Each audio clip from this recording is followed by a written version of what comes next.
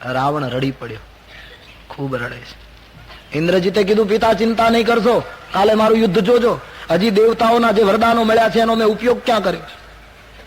આમ કઈ કુંભકર્ણ પર્વતની ઇન્દ્રજીત પર્વતની ગુફામાં જઈ યજ્ઞ કરવા લાગ્યો. અહીં રામજીને વિભીષણજીએ સમાચાર આપ્યા, અંગદને હનુમાનને મોકલ્યા કે તમે એને યજ્ઞમાંથી ઉઠાડો. એનો યજ્ઞ લોકહિતનો યજ્ઞ નથી. એ યજ્ઞ પૂરો કરીને શક્તિ સંપન્ન થઈ અને સંસ્કૃતિને તોડવા માંગે છે. બહેતર છે એ યજ્ઞ તૂટી જાય, અને તેથી તમે યજ્ઞને તોડજો. અને લક્ષ્મણને કહ્યું, લખન તું એને મારજે, તારા હાથે એનું મૃત્યુ છે. ભગવાનને વંદન કરી લક્ષ્મણજીએ ગર્જના કરી, મહારાજ આજ જો માર્યા વગર આવું તો રઘુવીરનો દૂત ન કેવડાવું. લક્ષ્મણજી અંગદ અને હનુમાન નીકળ્યા છે. અંદર ગુફામાં જઈ અંગદ અને હનુમાન ઇન્દ્રજીતને થપાટ મારે છે. આ બધું પેલું કરી લેવાય. અત્યારે સાધના કરવા બેઠો એ બરાબર નહીં. વાળ ખેંચે, પીઠને ચીરી નાખે, ઉભો થતો નથી. છેલ્લી આહુતિ જો અપાઈ જાય તો હું એને પહોંચી વળું. પણ અંગદે હનુમાને એમને એટલો ત્રાસ આપ્યો. ઇન્દ્રજીત યજ્ઞ મૂકી બહાર આવે છે. ભીષણ યુદ્ધ થયું. અંગદ હનુમાનને મુશ્કેલીમાં મૂકી દીધા.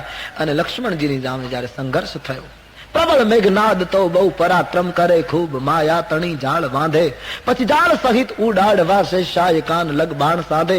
ભીષણ સંગ્રામ, આખું ગગન બાણથી છવાઈ ગયું.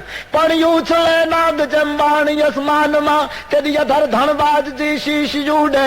આ ફેલાના રક્ત ધર રધી દળ ફેલિયા બાપડા, હાથીને યશ ડૂબે. અને પ્રબળ ઘોર જપાતે કેળ વન ધર પડે, જેમ પ્રતિસર કઈક ના ઢૂંઢ પડ્યા. પછી સામ સામા ભળે વીર સંગ્રામ માં ચોઈ દસ બાંધી, જેમ મેઘ ચડ્યા. સુરદેવ લક્ષ્મણે બાણ લઈ છોડ્યું, રાવણ યસુર પુત્ર ને હૃદય લાગ્યું. ચતો કટી કર ધર્યને શીશ જુદા કરી, વેરી દળ વીખીને વ્યોમ વાગ્યું.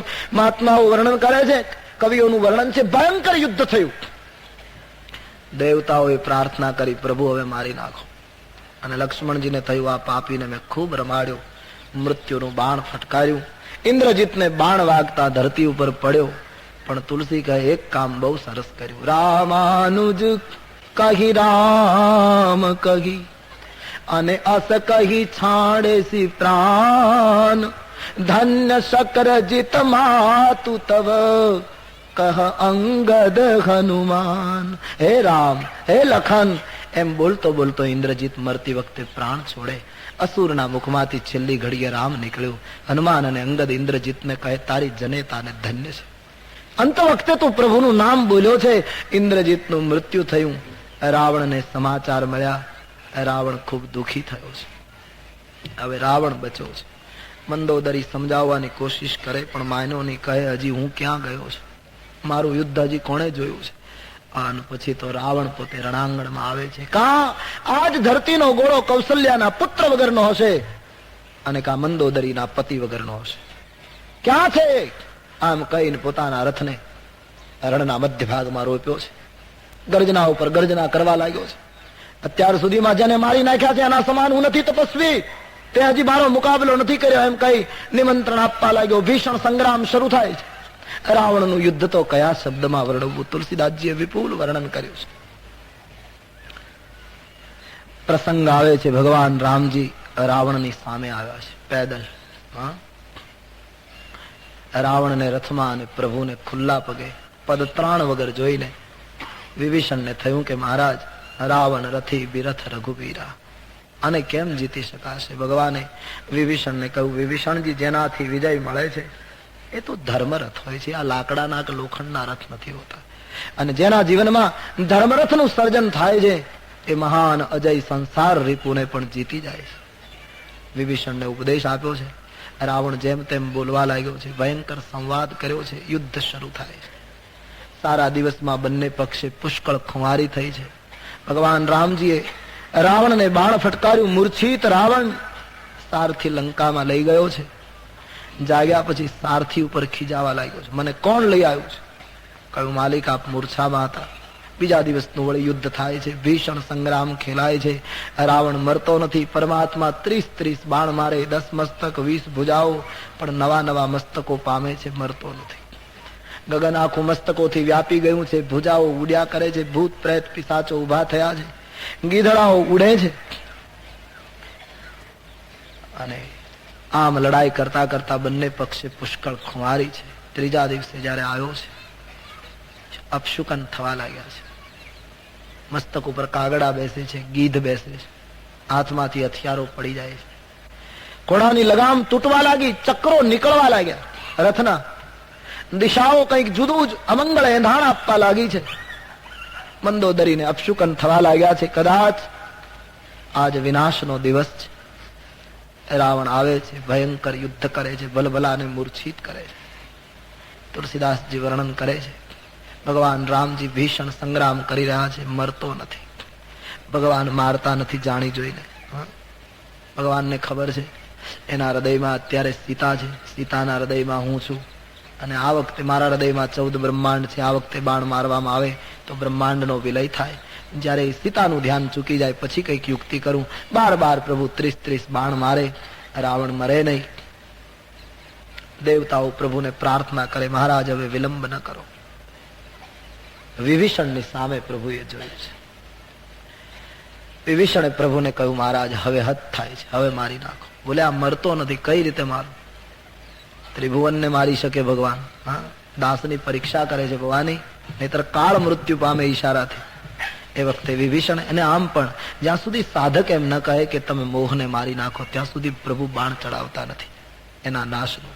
ભગવાન ઈચ્છે છે વિભીષણ એમ કહે કે આને મારો, પછી ભવિષ્યમાં કોઈ એમ કહી ન શકે પ્રભુ એ વિભીષણને, કદાચ ભાઈ છે, ગમે તેમ તો એક ખૂનનો સંબંધ છે, હા, એમને મારી નાખ્યો તો ભવિષ્યમાં પણ કદાચ ક્યારેક એમ થાય કે મારા ભાઈને માર્યો, પણ વિભીષણ કહે પછી જ મારવું. એની ઈચ્છા હોય તો જ એના મોહને નિર્મૂલ કરવો.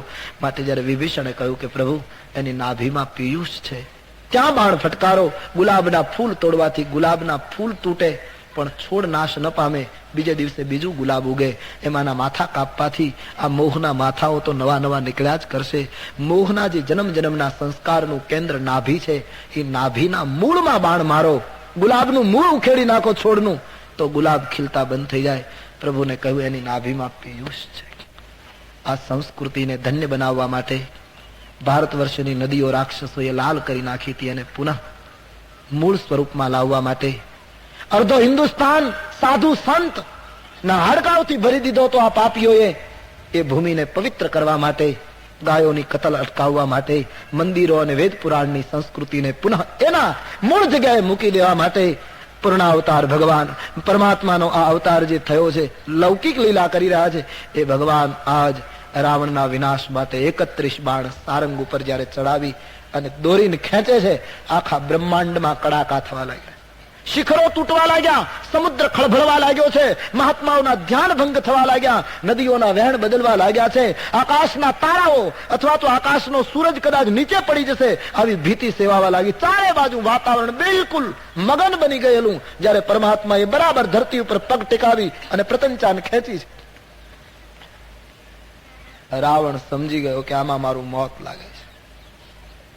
અયોધ્યામાં શુકન થવા લાગ્યા છે, શ્રી સીતાજીને શુકન થાય છે, લંકામાં અપશુકન થવા લાગ્યા છે. 31 બાણ જાણે પાંખાળા સર્પો છૂટે એમ પરમાત્માના ધનુષ્યમાંથી છૂટી ગયા. 10 મસ્તક, 20 ભુજા, 30 બાણો એ 30 વસ્તુ લીધી. મસ્તક એ મોહના વિચારનું પ્રતીક, એને કાપ્યું, મોહના વિચારો તૂટ્યા. હાથ એ ક્રિયાનું પ્રતીક, એ ક્રિયા તૂટી. અને જે સંસ્કારનું કેન્દ્ર નાભી, એને ઉખેડવા માટે 31મું બાણ રાવણની નાભીમાં પડ્યું. આકાશમાંથી પર્વત પડે એમ ધરતી ઉપર રાવણ પડ્યો અને પહેલી વાર બોલ્યો, કહા રામ રન હતો પ્રચારી. એના મુખમાંથી રામ શબ્દ નીકળ્યો, ધરતી ઉપર પડ્યો. દેવતાઓને ખ્યાલ આવ્યો કે રાવણનો પરાજય થયો. આકાશમાંથી પુષ્પની વૃષ્ટિ થઈ. બોલો રામચંદ્ર ભગવાન કી જય જયકાર થયો છે. પુષ્પની વૃષ્ટિ થવા લાગી, વાજિંત્રો વાગવા લાગ્યા છે, વાતાવરણ ધન્ય બન્યું. પરમાત્મા ઉભા છે.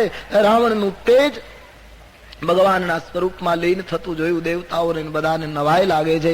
લંકામાં સમાચાર મળી ગયા, અસુરનો પરાજય થયો, વિનાશ થયો. મંદોદરી દોડતા આવે છે, રાવણનું મસ્તક ગોળામાં લઈ અને આક્રંદ કરતી બોલી છે, જાન્યો મનુજ કરે ધનુજ કા નન દહન પાવક હારી સ્વયં જય નામત શિવ બ્રહ્માદિસુર પિય ભજે ગુનાગી કરુણામયમ આ જન્મ તે પરદ્રોહરત પાપો માય તવ તનુ અયમ તુમ હી દિયો નિજ ધામ રામ, નમામિ રામ નિરામયમ, જાન્યો મનુજ કરી દનુજ કાનન, દહન પાવક હરી સ્વયં. હે પતિદેવ, સાક્ષાત હરિને આપે આજ સુધી મનુષ્ય માયા, આખું જીવન પાપમાં વિતાયું, છતાંય તમને એને પોતાનું ધામ આપ્યું. એવા રામને હું નમસ્કાર કરું છું. રાવણનો વિનાશ થયો, સંસ્કાર થયો, વિભીષણને લંકાની ગાદી સુપ્રત થઈ. હનુમાનજી મહારાજ શ્રી સીતાજીને સમાચાર આપવા ગયા છે, માં રાવણ કુળ સહિત વિનાશ પામ્યો છે. માતાજી આનંદ ઘેલા વિના, હનુમાનજી જલ્દી યોજના કર, હવે સરકારના દર્શન કરી શકું. સીતાજી કહે છે, આખી લંકામાં જય જયકાર થયો છે. રામચરિત માનસકાર કહે છે, વિભીષણ લંકાનો માલિક બન્યો, રાક્ષસીઓને સૂચના આપે છે. સીતાજીને સ્નાન કરાવી, દિવ્ય વસ્ત્રો અલંકાર પહેરાવી ભગવતી જાનકીજીને ભગવાનની પાસે લઈ આવ્યા છે. પરમાત્માને થયું કે સીતાનું આ મૂળ સ્વરૂપ નથી, આ તો પડછાયો છે, પ્રતિબિંબ છે. કાર્ય પૂરું થયું. હવે પંચવટીમાં જે અગ્નિની અંદર જે મૂળ સ્વરૂપ મેં સમાવડાવ્યું છે, એ મૂળ સ્વરૂપને પ્રગટ કરાવું અગ્નિમાંથી, અને આ પડછાયો બળી જાય. કારણ કે હવે તો મૂળ આદ્ય શક્તિની જરૂર છે, અને તેથી ભગવાને અગ્નિ કસોટીની સૂચના આપી છે. સીતાજી કારણ સમજી ગયા છે. લક્ષ્મણજીએ ચિતા ખડકી છે, ભગવતી સીતાજી એના ઉપર વિરાજિત થયા છે. પ્રસન્ન હૃદય અગ્નિ પ્રજ્વલિત થયો છે.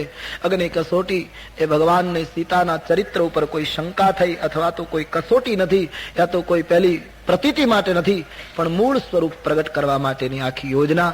અને ભવિષ્યમાં કોઈ કંઈ કહે નહીં. એક એવું જબરદસ્ત પ્રયોગ. રામ અને સીતા બંને પોતપોતાની વાત સમજ. એ બંને જુદા જ ક્યાં છે કે એમાં બીજો કોઈ પેલો પ્રશ્ન આવે? કારણ કે કહિયત ભિન્ન ન ભિન્ન. તો મૂળ સ્વરૂપને પ્રગટ કરવા માટે એ લૌકિક પ્રતિબિંબ પડછાયો અગ્નિમાં સમાયો છે, ખલાસ થયો. અને અગ્નિદેવ સ્વયં મૂળ સીતાનો હાથ પકડી અગ્નિ નારાયણ પ્રગટ થયા છે. સમુદ્ર જેમ લક્ષ્મી વિષ્ણુને આપે, હિમાચલ જેમ પાર્વતી શિવને આપે, એમ અગ્નિદેવ સીતાજીનો હાથ પકડી રામના હાથમાં અર્પણ કરે. મૂળ જાનકીજી પ્રગટ થયા, રામજીની બાજુમાં વિરાજિત થયા છે. અને માતા પિતાની આ અખંડ જોડીને પુનઃ જોતા સૌ પ્રથમ લક્ષ્મણજીએ સજળ નેત્રે સાષ્ટાંગ દંડવત કર્યા છે. હનુમાનજી મહારાજ વંદન કરે છે. બાર બાર પુષ્પની વૃષ્ટિ થઈ રહી છે. બ્રહ્માજી પધાર્યા છે. જય રામ સદા સુખધામ હરે, રઘુનાયક સાયક ચાપ ધરે, ભવવા રણદારુન સિંહ પ્રભો, ગુણ સાગર નાગર નાથ વિભો. જય રામ સદા સુખધામ હરે, રઘુનાયક સાયક ચાપ ધરે. પરમાત્માની બ્રહ્માજીએ બડી સુંદર સ્તુતિ કરી છે. મહારાજ, અમારું દેવ જીવનને ધિક્કાર છે કે તમારી ભક્તિ વગર અમે ભૂલા પડ્યા છીએ. હવે કૃપા કરો, બાર બાર ધરતી ઉપર અમને માનવ દેહ મળે એવી દયા કરો. બ્રહ્માજી સ્તુતિ કરીને વિદાય થયા છે. ઇન્દ્ર પધારે છે. પરમાત્માની ઇન્દ્રએ સ્તુતિ કરી. ભગવાન રામજીને ઇન્દ્રએ પ્રાર્થના કરી, મહારાજ મારામાં અભિમાન હતું, તમારી કૃપાથી હવે અભિમાનનો નાશ થયો છે, આપ મને કઈ સેવા સોંપો. ઇન્દ્ર મહારાજ ને ભગવાને સેવા સોંપી છે. અમૃતની વર્ષા કરી. જે રીંછ અને વાંદરાઓ મૃત્યુ પામ્યા છે એને જીવતા કરો. ઇન્દ્રએ અમૃતની વર્ષા કરી, રીંછ વાંદરાઓને જીવતા કર્યા. રાક્ષસો ઉપર પણ અમૃત પડ્યું, પણ એ તો રામાકાર થઈને મૃત્યુ પામ્યા, એટલે એને પાછો જન્મ પ્રગટ થવાનો કોઈ પ્રશ્ન નહોતો. સીતાના દર્શનની અપેક્ષા વાળા રીંછ અને વાંદરાઓ તમામ પાછા ઉભા થયા છે. સેના હતી એમનેમ થઈ ચૂકી છે. ઇન્દ્ર આ સેવા આપીને ગયા છે. સમય જોઈને ભગવાન શિવજી આવ્યા છે. શંકર ભગવાને સ્તુતિ કરી છે. પ્રભુને કહ્યું, આપનો રાજ્યાભિષેક સમારંભ જ્યારે અયોધ્યામાં થશે ત્યારે હું અવધ આવીશ. આમ કહી શિવજીએ વિદાય લીધી. વિભીષણ પ્રભુને શરણે આવીને કહે, મહારાજ મારું નગર પવિત્ર કરો, મારા ઘરમાં પધારો. ભગવાને કહ્યું, ભાઈ હજી એક દિવસ બાકી છે, પિતાની આજ્ઞા માટે, આજ્ઞા પ્રમાણે મારાથી નગરમાં નહીં અવાય. અને કહ્યું, તો મહારાજ આ મારી જે સમૃદ્ધિ છે એ રીંછ અને વાંદરને વહેંચી આપો. ભગવાનને યોગ્ય લાગ્યું કે આ બધી પાપની સમૃદ્ધિ છે, રાવણની આંચકી અને અપહરણ કરીને રાવણે ભેગી કરેલી આ સમૃદ્ધિ આ જો સંત પુરુષની પાસે રહેશે તો કદાચ ભવિષ્યમાં આની બુદ્ધિમાં પણ કદાચ બગાડો ઉત્પન્ન કરશે. એટલે આ બધી સમૃદ્ધિ વહેંચાઈ જાય વધારે યોગ્ય છે. કહ્યું કે મેં રીંછ અને વાનરને વચન આપ્યું હતું, પુષ્પકમાં ભરીને તમે બધા અલંકારો ફેંકો, સમૃદ્ધિ વર્ષાવો. એ બધા સ્વીકારે. વિભીષણે વિમાન ભરી, વિમાનમાંથી બધા પટભૂષણો વગેરે ફેંક્યું છે. અને એટલું બધું તો ક્યાંથી બધાને પહોંચી શકે, પણ પ્રભુએ લીલા કરી, ઉપરથી પડે, રીંછ અને વાનર પહેરે એના જ માપનું નીકળે. આમ તમામને ફેરામણી થઈ છે. બધા ભગવાનની પાસે આવીને કહે, મહારાજ અમે આ કપડા બધા પહેર્યા, અલંકારો પહેર્યા, હવે તમે કહો અમે કેવા લાગીએ છીએ. ભગવાને કહ્યું, ભાઈ તમે બધા આમ લાઈનમાં પૂછો, એક એક તો મારે કેટલાને જવાબ આપવા, કેટલો સમય થાય. એના કરતા એક કામ કરો ને, તમે બે જણા સામસામે પૂછી લો. તો રીંછ અને વાંદરાઓ કેટલા હોશિયાર. એમણે કહ્યું, મહારાજ અમે સામસામે પૂછીએ ને તો એમાં સત્ય બહાર નહીં આવે. પેલો મારા વખાણ કરશે, તું એના વખાણ કરીશ, આમાં સાચું શું એ પ્રગટ નહીં થાય. તમે કહો અમે કેવા લાગીએ છીએ.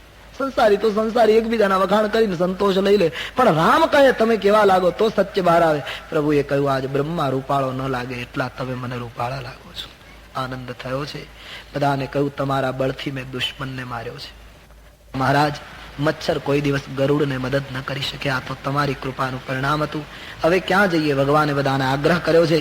બધા જ પ્રભુને ચરણે વંદન કરી વિદાય થયા. મુખ્ય અંગદ, નલનીલ, જાંબવંત, સુગ્રીવ, હનુમાનજી આવા જે મુખ્ય હતા એ બધા રહ્યા છે. બાકી બધી જ સેનાએ વિદાય લઈ લીધી.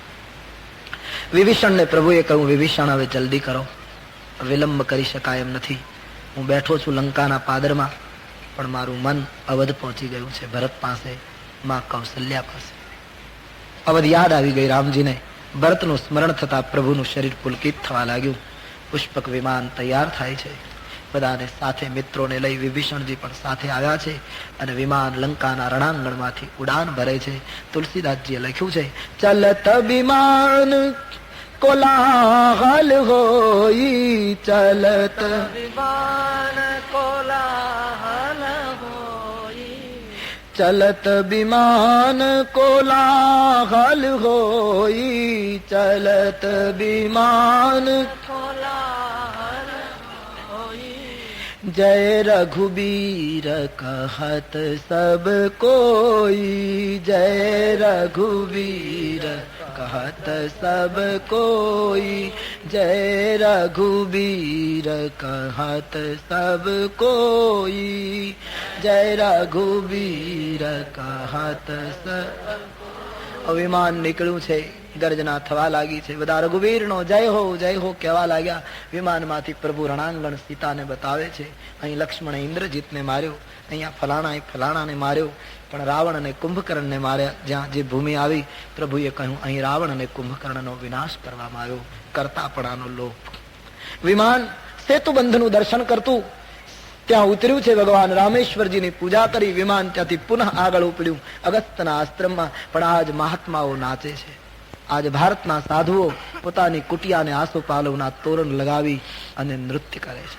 સંસ્કૃતિ ઉદ્ધારક રામ અમારા યજ્ઞોને તોડતા અસુરોનો નાશ કરી, વેદ પુરાણોને વાત કરનારને દેશ નિકાલ કરનારા રાક્ષસોનો વિનાશ કરીને પધારે છે. કુટિયા કુટિયામાં આજ પરમાનંદ હતો. પ્રભુ બધા સંતોને વંદન કરતા વચન પૂરું કરે છે કે હું બધા મહાત્માઓના આશ્રમે આવીને સુખ આપીશ. આમ ભગવાન વાલ્મીકીજીના આશ્રમમાં પધારે. વયોવૃદ્ધ વાલ્મીકીની આંખમાં પ્રેમાશ્રુ. ધન્ય રાઘવ, ધન્ય રઘુકુલ. મહાત્માજીના આશીર્વાદ મેળવી વિમાન ભરદ્વાજ ઋષિના આશ્રમમાં પ્રયાગ આવે છે. સંતોને મળે છે. હનુમાનજીને પ્રયાગથી સૂચના આપી કે તમે અયોધ્યા જઈ ભરતજીને જલ્દી સમાચાર આપો. હનુમાનજી મહારાજ અવધ તરફ ઉપડી ગયા. ભરદ્વાજ મહારાજના આશીર્વાદ લઈ વિમાન ત્યાંથી ઉપડ્યું છે. શ્રંગવેરપુર સામે કિનારે ઉતર્યું. વિમાન આવે છે એની ગોહને ખબર પડી. નાવ નાવ કહ લોગ બુલાય, બૂમો પાડવા લાગ્યો, નૌકા લાવો, નૌકા લાવો. પ્રભુ પધાર્યા. ભગવાનનું વિમાન સામે કિનારે ઉતરી ગયું. ગોહરાજ અને ભીલો દોડતા દોડતા આવ્યા છે. પ્રભુએ ગુહને હૃદય લગાડી કુશળતા પૂછી. ગુહ કુશળ છો ના? નેત્રમાં આંસુ આવી ગયા. ગુહ બોલી શક્યો નહીં. જયારે સ્વસ્થતા આવી ત્યારે એટલું બોલ્યો કે મહારાજ આના જેવી કુશળતા કઈ હોય? આપ સ્વયં સામે આવીને મને બોલાવો. કેવટ ને ભગવાને પૂછ્યું, કેવટ ઉતરાઈ શું આપું? તારી ઉતરાય બાકી છે, બોલ. કેવટે કહ્યું, મહારાજ મેં તો તે દિવસે કહ્યું હતું કે હું ઉતરાય નહીં લઉં, આ તો તમારા બીજી વાર દર્શન કરવા માટેની યુક્તિ કરી હતી કે પાછા ફરો ત્યારે જે પ્રસાદ આપશો તે સ્વીકારી. પણ ભગવાન, એક પ્રશ્ન કરું, શું અમે કેટલી નૌકાની સાચવીને રાખી હતી કે તમે 14 વર્ષ પછી આવશો ત્યારે પાછા તમને નૌકામાં બેસાડીને લઈ આવીશ. પણ મહારાજ, આ વખતે વિમાનની સગવડ થઈ ગઈ તો નૌકાને છોડીને સીધા ઉતરાણ કરી નાખી. અમે તો રાહ જોતા હતા મહારાજ. ભગવાને કહ્યું, મારે તારી નૌકામાં અવશ્ય બેસવું હતું, પણ છતાંય હું વિમાનમાં આવ્યો. એનું કારણ કેવટ પહેલી વખતની હજી ઉતરાઈ ચૂકવી શક્યો નથી, એમાં બીજું લેણું ક્યાં માથે ચડાવવું. એટલા માટે મને સંકોચ થતો હતો, માટે હું વિમાન લઈને સીધો આવ્યો છું. બોલ, ઉતરાઈ શું આપું? બોલે, ના મહારાજ, અમારા કપડા ફાટ્યા છે, અમારા સંસ્કારો નથી ફાટ્યા. આપેલું વચન મહારાજ અમે ચૂકીએ તો રામ ભક્તિને કલંક લાગે. મહારાજ, એક ઈચ્છા છે, જો આપને કઈ આપવું હોય તો આપના વિમાનમાં બેસાડીને બધાની સાથે અમને અયોધ્યા લઈ જાઓ. ભગવાન અયોધ્યા લઈ જવા સ્વીકાર કરે છે. પ્રભુને જે નૌકામાં બેસાડે એને ભગવાન વિમાનમાં બેસાડે છે. આ પ્રસંગે ભગવાન રામજી તુલસીદાસજી લંકા કાંડની સમાપ્તિ કરે છે. ભગવાનનો સમરાંગણનો વિજય જે પ્રેમથી કહેશે, ગાશે, સાંભળશે, એના જીવનમાં વિવેક, વિભૂતિ અને વિજય પ્રભુ ભરી આપશે. આટલો આશીર્વાદ આપી લંકા કાંડ સમાપ્ત કર્યો. ઇતિ શ્રી રામચરિત માનસે સકલ કલિકલશ વિધ્વંસને વિમલ વૈરાગ્ય સંપાદનો નામ અષ્ટમ સોપાન લંકા કાંડ સમાપ્ત. શ્રી સીતારામચંદ્રાર્પણમસ્તુ. બોલો રામચંદ્ર. છેલ્લો કાંડ ઉત્તરકાંડ. ઉત્તરકાંડનો પ્રારંભ અતિ કરુણ છે, જેમાં તુલસીદાસજી આપણને અયોધ્યાની દશાનું વર્ણન કર્યું છે. બાબાજી કહે છે, રહા એક દિન અવધિ કર. એક જ દિવસ બાકી છે અવધિ. 14 વર્ષના રાત દિવસ વિતાવીને થાકી ગયેલા એ વિયોગી પ્રજાજનો આજ એને ઘરની દિવાલો ધક્કો મારે છે કે તમે બહાર નીકળો, બહાર નીકળો. આ સાંજ સુધીમાં રામ ન આવે તો પછી ઘરમાં પાછા આવશો નહીં. આમ જાણે અયોધ્યાની દિવાલો બોલતી હતી. બધાના શરીર ક્રશ બની ગયા. આજ રામ આવશે, આજ રામ આવશે. આજ સાંજ સુધીમાં નહીં આવે તો અમે શું કરીશું? માં કૌશલ્યાની આંખમાંથી અશ્રુ પ્રવાહ આજ સવારથી શરૂ થયો છે. આજ મારા સંતાનો આવશે, આજ મારી અવધ ધન્ય બનશે. માં શુકન મનાવી રહી છે. કાગડો બોલે તો કહે છે, રામ આવી જાય તો હું તારી ચાંચને સોનાથી મઢાવીશ, તારી પાંખોએ મણી લટકાવી દઈશ. આજ મારો રાઘવ આવશે. માતાઓ ગદગદિત બની છે. એક એક નાગરિક આજ કેમ એની અવસ્થાનું વર્ણન કરું. રહા એક દિન અવધિ કર અતિ આરત પુર લોગ જહ તહ સોચહી નારી નર કૃશ તન રામ વિયોગ. રામના વિયોગમાં કૃશ બની ગયા. અને ભરતની દશા એક એક ક્ષણ યુગ સમાન જાય છે. હજી કેમ આવ્યા નહીં, હજી કેમ આવ્યા નહીં, બસ રો રહે હૈ સંત. તુલસીદાસજી તો નથી લગતા, અમારે સંતો કહે છે નંદીગ્રામમાં ભરતજીએ ચિતા ખડકીને તૈયાર રાખી. સૂરજ ડૂબે અને જો રામજી ન આવે તો આ ચિતામાં બેસીને બળી જવાનો નિર્ણય કર્યો છે. ઘડીઓ યુગ સમાન વીતતી હતી. ભરતજી વ્યાકુળ છે. કારણ કવન નાથ નહીં આયવું, કારણ કવન નાથ નહીં આયવું. શું કામ નહીં આવ્યા હોય? હજી કેમ ના આવ્યા? મને કુટિલ માનીને મને ભૂલી તો નહીં ગયા હોય? વળી વિચાર આવે છે લક્ષ્મણજી યાદ આવતા. અહ तात લક્ષ્મણ બડ ભાગી, तात લક્ષ્મણ બડ ભાગી, રામ પદાર વિંદ અનુરાગી, રામ પદાર વિંદ અનુરાગી. હે લખન, તું બડભાગી છો, રામ ચરણારવિંદ નો અનુરાગી બન્યો છે. અમે તડપીએ છીએ. ભરતજી ખૂબ જ વ્યાકુળ છે, ડૂબવાની તૈયારીમાં છે. પણ જેમ ડૂબતાને કોઈ વાહન બચાવી લે એમ હનુમાનજી મહારાજ રામ કહીને એકદમ આવી ભરતજીને થામી લીધા છે. મહારાજ, કોણ ભાઈ, કોણ છો? મારુત સુત મેં કપી હનુમાન. મારુત નંદન હનુમાન. મહારાજ, ભગવાન રામજીનો સંદેશ લાવ્યો છું. શું? રાવણ કુળનો વિનાશ કરી ભગવાન રાઘવેન્દ્ર સરકાર શ્રી સીતાજીની સાથે, લખન ભૈયાની સાથે સકુશળ અવધ પધાર રહે. મહારાજ નાચો. અને ભરતના કાનમાં જયારે અમૃત રેડાયું છે, રામ આવે એમ શબ્દ સાંભળતા મહારાજ ભરતજીને ખબર ન રહી હું ક્યાં છું. સમાધિ ભાવ જાગ્યો છે. સાવધાન થતા હનુમાનજીને ભેટી પડ્યા. હનુમાનજીએ ધીમે ધીમે સમાચાર આપ્યા. મનોવૈજ્ઞાનિકો એમ કહે છે ને હકીકત છે, અતિ પ્રેમીઓને એની પ્રિય વ્યક્તિના આગમનના સમાચાર જલ્દી ન અપાય, નહીતર એની ખુશીમાં કદાચ પ્રાણ છૂટી જાય. મેરે જિંદગી કે માલિક मेरे दिल पे हाथ रख दे, मेरी जिंदगी के मालिक मेरे दिल पे हाथ रख दे, क्योंकि तेरे आने की खुशी में कहीं दम निकल न जाए. તારા આગમનના હર્ષમાં ક્યાંક પ્રાણ ન છૂટી જાય એટલા માટે ધીમે ધીમે મનોવૈજ્ઞાનિક ઢબથી હનુમાનજીનો સુંદર ઉપયોગ અહીંયા અને ભેટ્યા છે. ભરતલાલજી હનુમાનજીને કહે, મારુતિ, આજ તે સમાચાર આપ્યા, એના બદલામાં હું તને શું આપું? મારી પાસે શું છે? હનુમાન બીજું કઈ નથી કહેતો, પણ એક વસ્તુ તને કહું બાપ. શું ભગવાન? કે રામ આવી જાય, રાજ્યાભિષેક થઈ જાય, પ્રભુની રાજ્યારોહણની આરતી ઉતરી જાય, અને પછી હનુમાન હું મારી બંને આંખો કાઢીને તારા હાથમાં અર્પણ કરી દઉં, એક વાર એ ઝાંખીને જોઈ લઉં, બાકી તને શું આપું? હનુમાનજી કે નેત્ર ભરાય મહારાજ, ધન્ય હો. બોલે હનુમાન હવે રામજીને જઈને કહે હવે વિલંબ ન કરે, અવધને બચાવવી કઠિન છે. બાબા આપ જલ્દી અવધ જાઓ, બધાને સૂચના આપો, હું હમણાં જ લઈને આવું છું. હનુમાનજી મહારાજ વાપસ ભગવાનને સંદેશ આપે છે, મહારાજ વિલંબ કરવામાં ખતરો છે. વિમાન એકદમ ત્વરિત ગતિથી ઉપડી ચૂક્યું. અહીંયા ભરતલાલજી દોડતા વશિષ્ઠ બાપજીના આશ્રમમાં આવી દંડવત કરે, પ્રભુ જાહેરાત કરો, મારા બધા જ પાપની ક્ષમા આપી મારો ઈશ્વર પધારી રહ્યો છે. આખી અવધમાં પુકાર શરૂ થયો છે, ઘર ઘર મંગલ ગાવો, દીપ જલાવો. આખા સમાજને ખ્યાલ આવ્યો છે રામ પધારે. આખી અયોધ્યા ગામની બહાર આવી ચૂકી છે. વિમાન દૂરથી ધીરે ધીરે દેખાવા લાગ્યું. પૂર્ણિમાના ચંદ્રને જોઈ જેમ સાગરની દશા થાય એમ અયોધ્યાની દશા થઈ છે. પ્રભુ વિમાનમાંથી મિત્રોને અવધ દેખાડે છે. આ મારી નગરી, આ મારી જન્મભૂમિ, આ સરયોજી. તુલસીદાસજી કહે વિમાન ધીરેથી પરમાત્માની પ્રેરણાથી અવધ નિકટ ઉતર્યું છે. પરમાત્માએ જન્મભૂમિને પ્રણામ કર્યા, મિત્રોને અવધ બતાવી, વિમાનને સૂચના આપી તમે કુબેરની પાસે જતા રહો.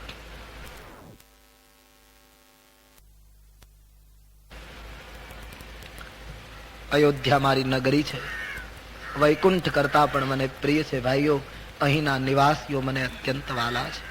આમ અવધની સરાહના કરતા રામજી જયારે દોડ્યા છે, આખી સમાજ આતુર છે. સૌ પ્રથમ રામ લક્ષ્મણ દોડી ધનુષ્ય બાણ એક બાજુ મૂકી વશિષ્ઠ બાપજીના ચરણારવિંદમાં સાષ્ટાંગ કરે છે. માનો રામજી શસ્ત્ર મૂકીને કહી રહ્યા છે, બાપજી શસ્ત્રની જરૂર હતી ત્યાં સુધી શસ્ત્ર હાથમાં રાખ્યા, પણ હવે શસ્ત્ર મૂકીને આપને પગે લાગુ છું. માનો એમ કહી રહ્યા છે કે રામ રાજ્ય શસ્ત્રથી નહીં શાસ્ત્રથી આવશે. અને તેથી એ શાસ્ત્ર વેતા આપના ચરણમાં વંદન કરતી વખતે શસ્ત્ર એક બાજુ રાખ્યા છે. વશિષ્ઠ બાપજી આશીર્વાદ આપે છે.